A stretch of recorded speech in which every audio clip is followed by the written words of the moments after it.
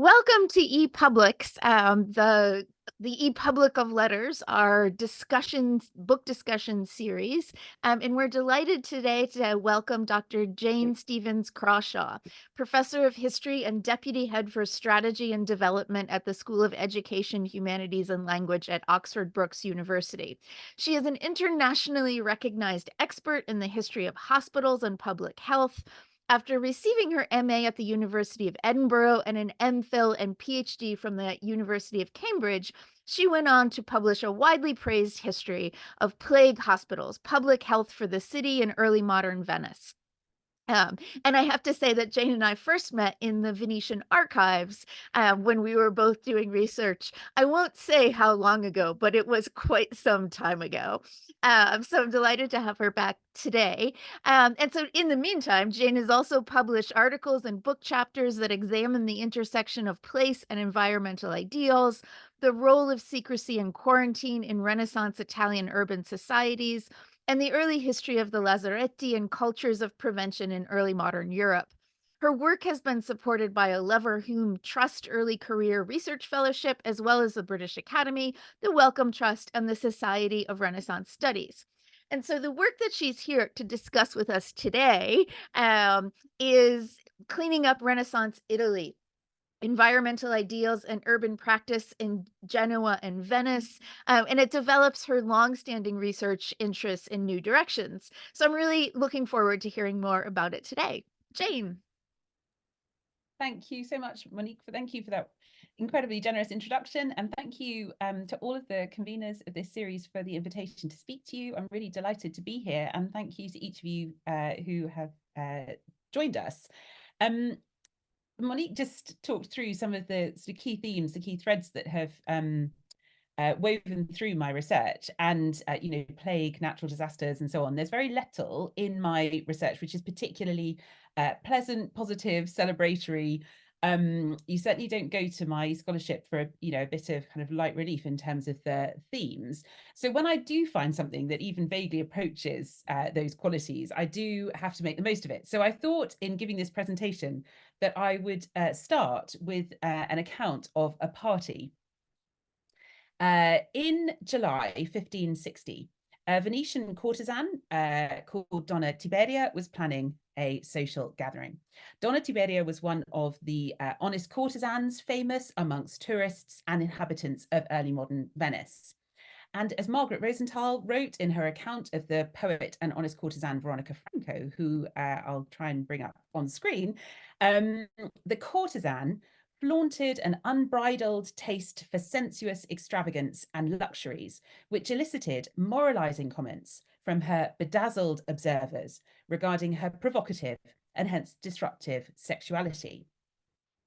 Now, word of Donna Tiberia's party had reached officials in part of the government of the Venetian Republic, and she was officially advised not to hold said social gathering, but perhaps not for the reasons that we might initially expect, given the reputation of the courtesans. So on Sunday, the 7th of July, Donna Tiberia received a visit from the captain of the Republic's Provveditori di Comune, which was a magistracy founded in the early 14th century with a wide kind of remit, but one of their responsibilities included the regulation of public space.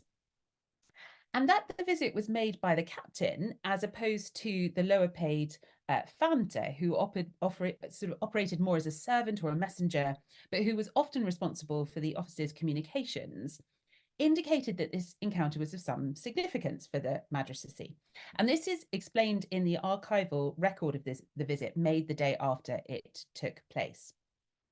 Now, Donna Tiberia lived near one of the many wooden bridges which still linked the islands of that extraordinary Renaissance city in the mid-16th century.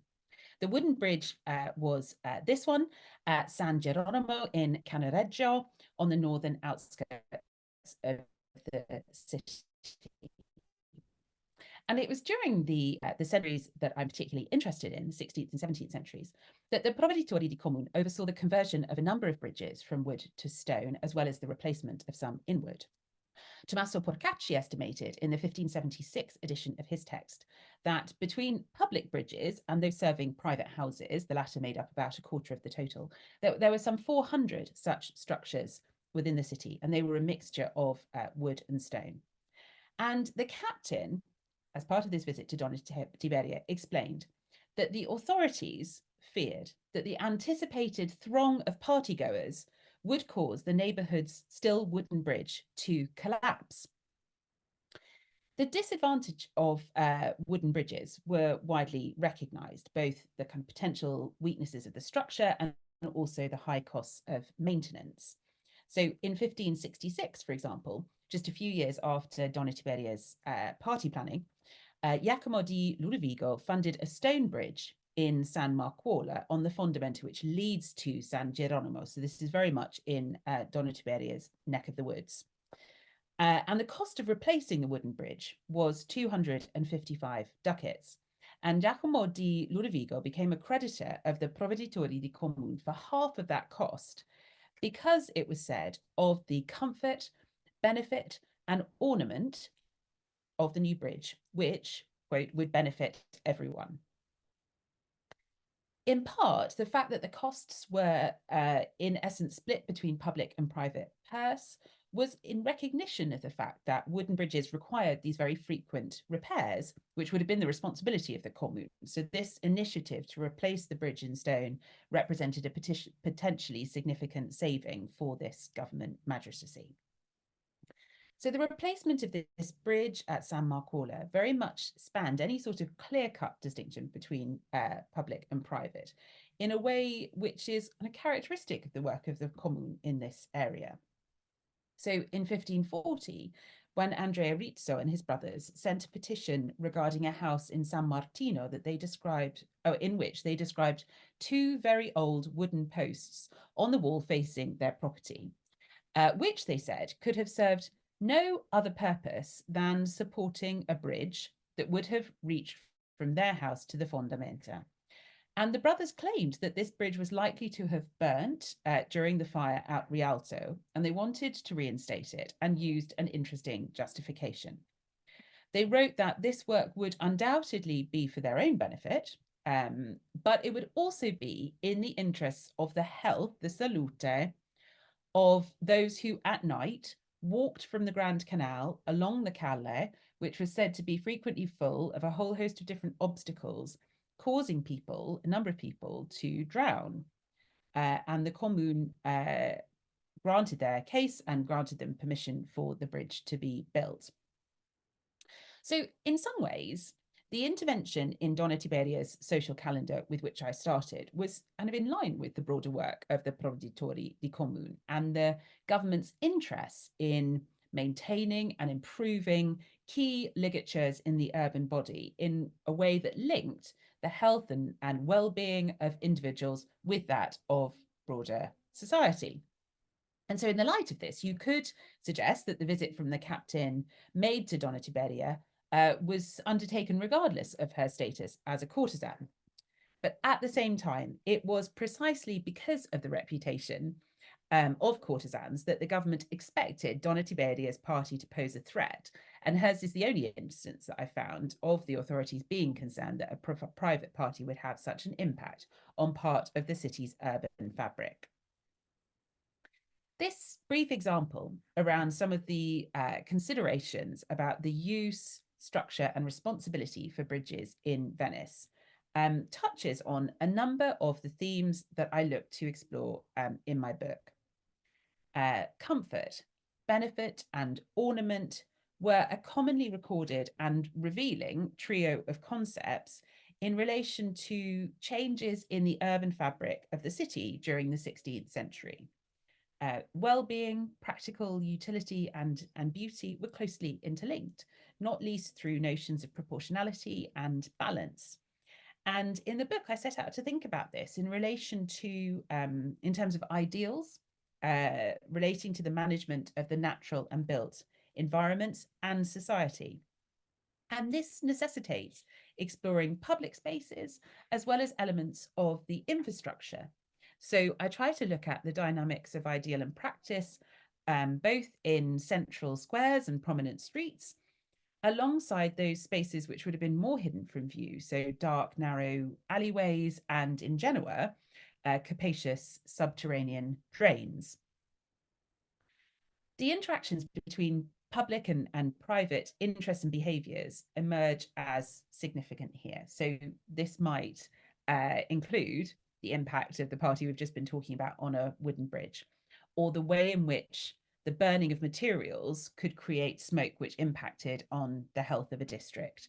It might be that the location of a frittelle stand was blocking the streets in a key section of the city, or it might be that the disposal of rubbish threatened to clog those essentials which were considered essential to urban life. And the way in which these concerns coalesce often related to this notion of flow or movement around the city in both of the ports that I consider, so Genoa and Venice, particularly focusing on concerns about the quality and quantity of water, but also a focus on movement through the streets. It's obviously important to point out that the physical challenges around the maintenance of these flows differed because of the distinct topography and nature of these two places.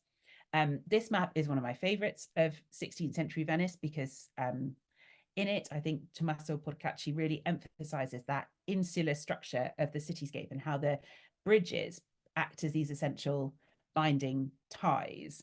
Whereas in Genoa, the really kind of distinctive element of the environment is the steep incline on which the city was built. So there were some really significant environmental differences alongside some notable similarities. So each of these two cities operated as an important port. They were also amongst the most populous European cities of the 15th and 16th centuries. So the size of the former increased from about 50,000 people in the early decades of the 16th century to about 70,000 towards the end of it. So that's a rise of about a third. Venice's population in 1563 was estimated at just over 168,000, having risen from 115 at the turn of the 16th century. So that's an even larger percentage increase than for Genoa. Obviously, in neither city were these changes in population size linear. Successive periods of natural disaster prompted considerable fluctuations, but both cities experienced demographic and urban growth during the 16th century. And in the book, I argue for population density as a driver for the intensification of concerns about cleanliness.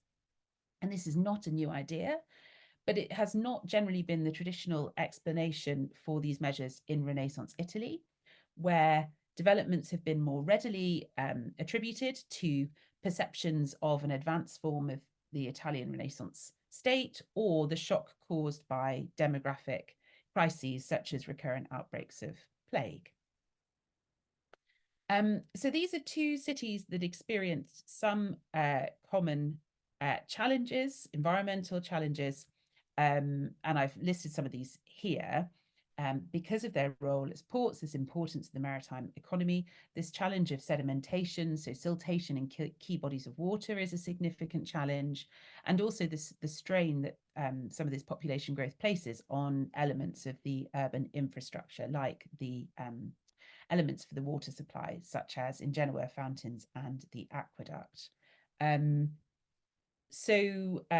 we also see that the two governments respond with some similar measures to these common challenges. But the way in which those measures were justified does differ.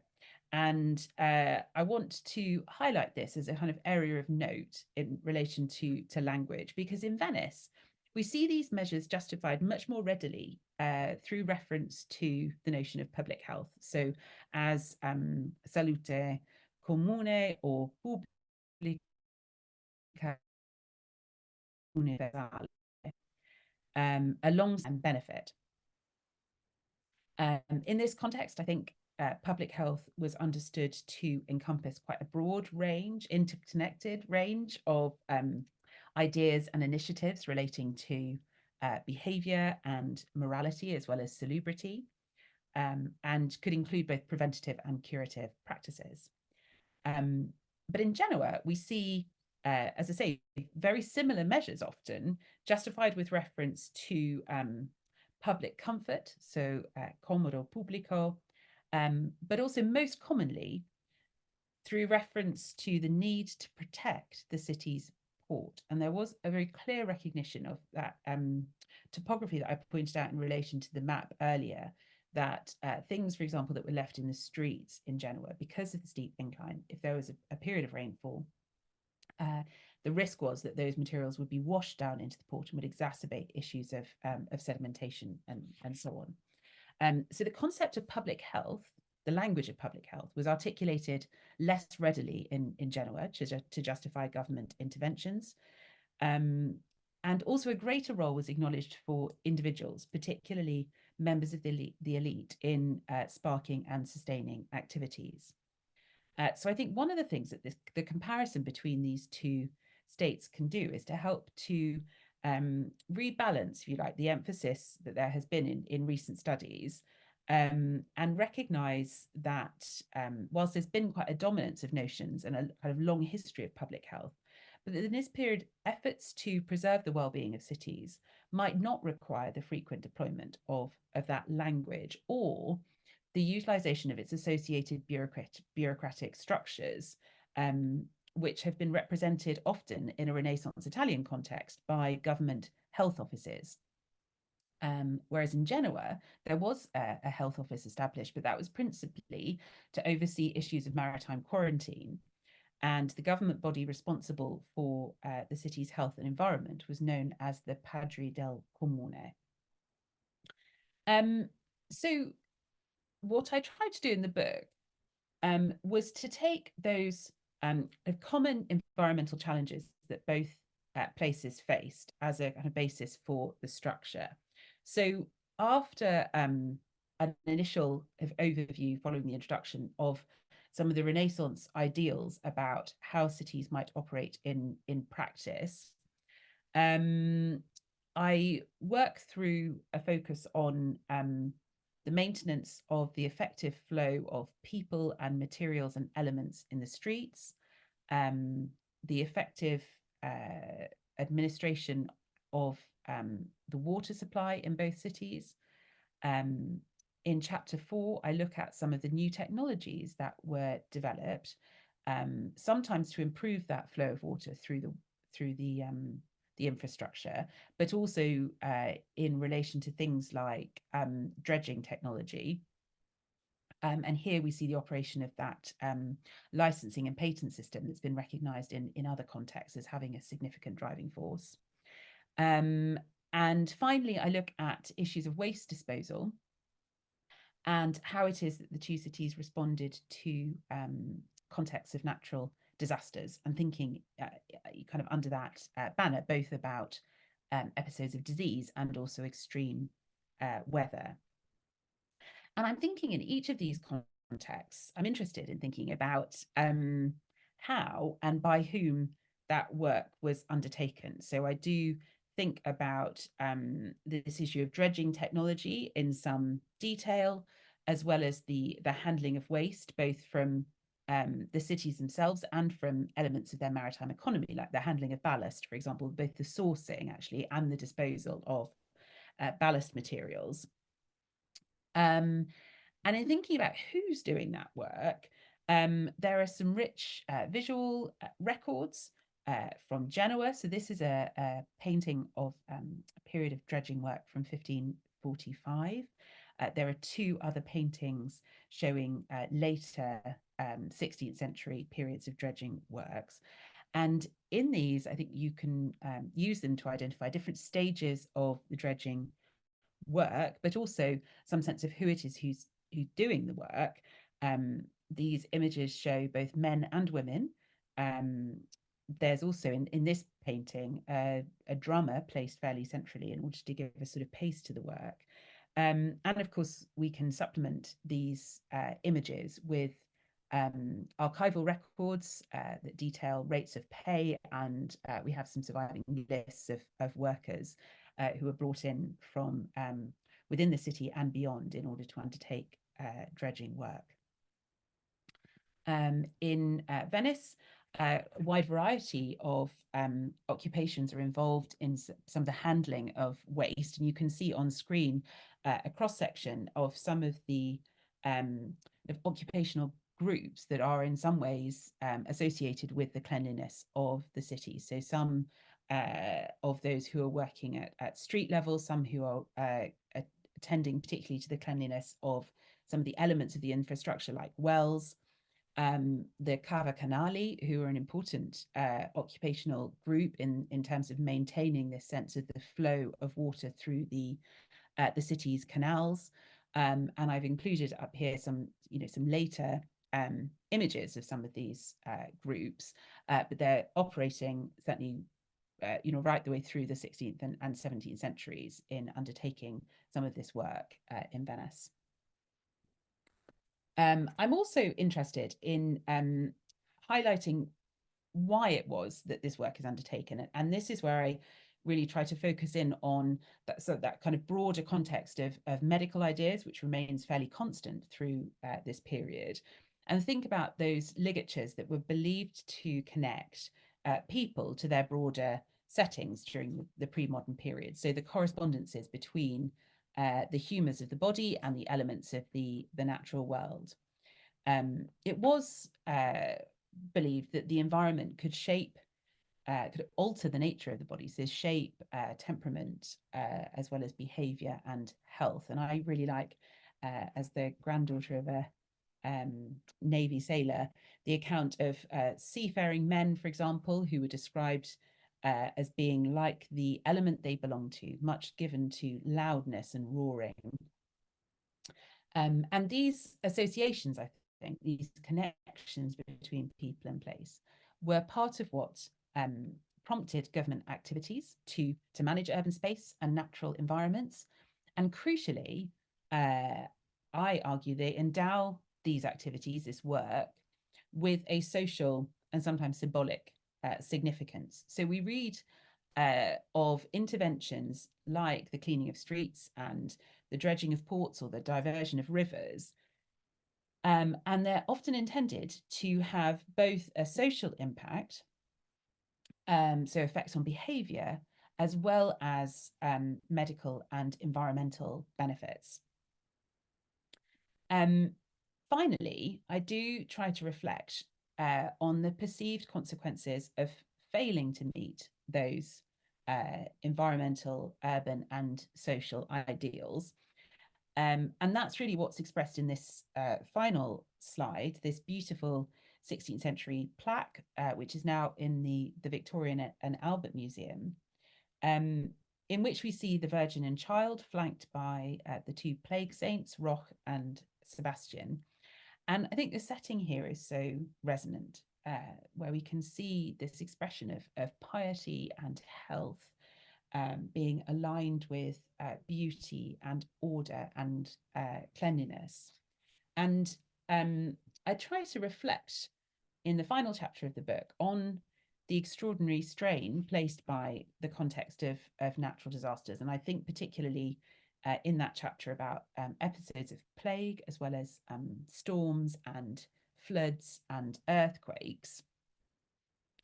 And rather than being responsible for sort of sparking particular or new initiatives, I argue that natural disasters played a part in intensifying discussions of human culpability and responsibility with regard to the environment and health. And so what changed as a result of these events was more the emotional and social context of environmental management, more than the activities of environmental management.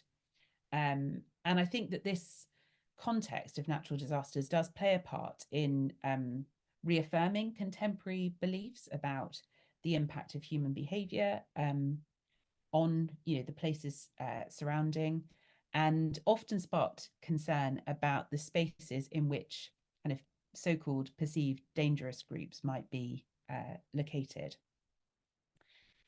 So overall, I hope that what the book draws together is a social and cultural history of environmental management and health in two very distinct but complementary contexts, um, illustrating the ways in which the governance of behaviour and the intended shaping of morality intersected with the regulation of space and the environment. And I think against that fairly stable backdrop of medical ideas, which explained, the mechanisms of this intersection, we do see changes in the size and composition of these two cities, which intensified concerns and efforts to ensure this notion of cleanliness very much broadly conceived in these two Renaissance cities.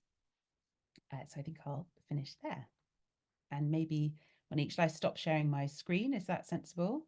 Yes, yeah, I think that is. And thank you so much for that wonderful talk. And just ePublics really depends on the generosity of scholars like yourself. So I'm really, really pleased that you agreed to uh, give this talk for us. And now